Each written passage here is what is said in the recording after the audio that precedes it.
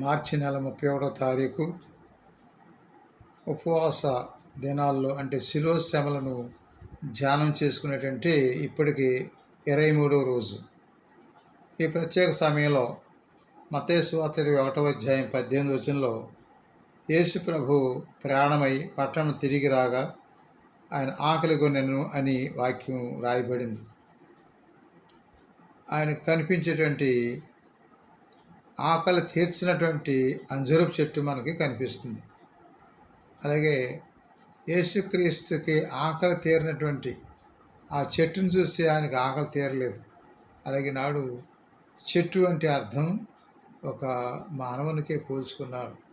ఈనాడు ఆ చెట్టు ఫలాల ద్వారా ఆకలి తీర్చుకున్నట్టుగానే అలాగే మనలో ఉన్నటువంటి ఆధ్యాత్మిక జీవితం ఫలించినప్పుడు మనల్ని చూసి దేవుడు సంతోషిస్తాడు. ఆయన ఆకలి అదే. ప్రతి మనిషి ప్రతి బిడ్డ దేవుని బిడ్డ కావాలని తప్పిస్తున్నాడు. అలాగే మనం ఈనాడు ఆ ప్రభుకి ఆకలి తీర్చే వాళ్ళకి అంటే ఆయన ఉద్దేశాన్ని నెరవేర్చే బిడ్డలుగా అటువంటి మనసు అటువంటి హృదయం దయచేయమని మనసారి వేడుకుందాం. ప్రభు అయిన దేవుడు ఈ వాక్యం మన హృదయంలో ఫలింప చేయనుగాక. మీ కొరకు నిత్యం ప్రార్థించే దైవజనులు. God bless you.